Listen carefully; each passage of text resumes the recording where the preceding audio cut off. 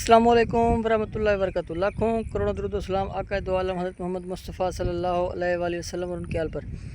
अच्छा जी, सीसीडी एक महकमा है जो कि पहले भी मौजूद था, लेकिन अमली तौर पर अब वो सामने आया है। Crime control department. ये जो इदारा है, ये अब जो जराइम पेश अफराद हैं, जो डकैत हैं,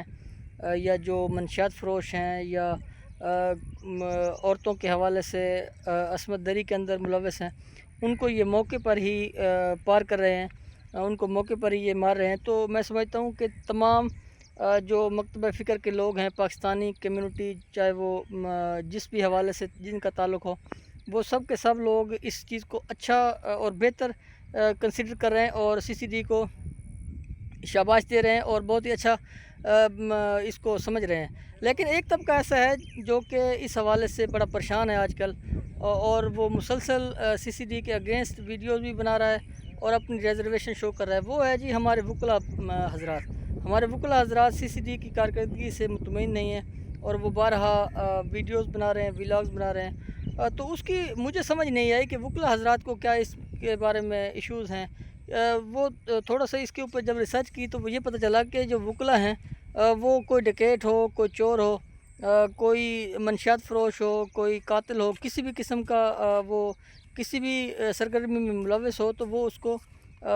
बचाने के लिए पैसा लेते हैं और फिर उसको जितने भी, चाहे उसने मर्डर किए हों, चाहे डकैतियाँ की हों, तो वो उसकी ज़मानत करवा लेते हैं और वो फिर उसको खुलेआम उसको सहूलियात मिल जाती हैं, वो फिर दोबारा ये अमल करता है। तो मैं समझता हूँ अब जो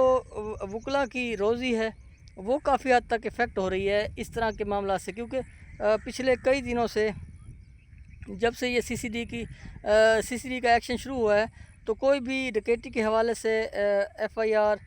मुख्तलिफ़ अजला के अंदर सुनने में मिल रहा है कि पिछले कई दिनों से कोई भी मनशियात के हवाले से, या डकैती के हवाले से, या चोरी के हवाले से, या राजनी के हवाले से कोई भी एफआईआर दर्ज नहीं हुई। तो मैं समझता हूँ कि ये एक बहुत बड़ी अचीवमेंट है, और अगर इस तरह की एफआईआरें अगर दर्ज नहीं होंगी और लोगों को मौके पर ही इंसाफ किया जा रहा है, तो मैं समझता हूँ कि एक तो क्राइम कंट्रोल होगा, और दूसरा जिस तरह से आपने देखा होगा कि लोग बारहा तौर पे आके सामने आके और वो माफ़िया मांग रहे हैं और कुरान पाक पे हाथ रख के इस चीज़ का ऐद कर रहे हैं कि हम दोबारा से ऐसा नहीं करेंगे। तो मैं समझता हूँ कि ये जो काम इन्होंने शुरू किया है, सीसीडी ने बहुत ही अच्छा काम किया है, और बहुत ही मैं समझता हूँ कि ये सताइश के मुस्तहक हैं। क्योंकि देखें, पाकिस्तान के अंदर जिस तरह से पहले हो रहा था कि कोई भी मुजरिम है किसी भी किस्म का, वो वक़ूआ करके वो फिर बच निकलता है, चाहे वो कानून के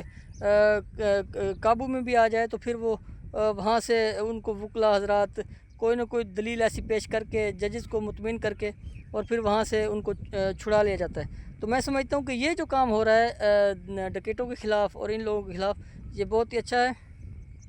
और इसको मैं समझता हूँ कंटिन्यू होना चाहिए, और कोशिश ये होनी चाहिए कि कोई बेगुनाह आदमी इसके अंदर ना मारा जाए, बल्कि जो भी गुनाहगार लोग हैं, जो भी इस तरह के मामलात में मुलव्वस हैं, उनको इस तरह से अगर सीसीडी अगर कर रही है, तो मैं समझता हूँ बहुत अच्छा है। पाकिस्तानी कौम बिल्कुल बैक पे खड़ी है, और जिस तरह से ये बहुत ज़्यादा मामलात हो रहे थे बच्चों के साथ ज़्यादती के, लड़कियों के साथ ज़्यादती के मुख्तलिफ़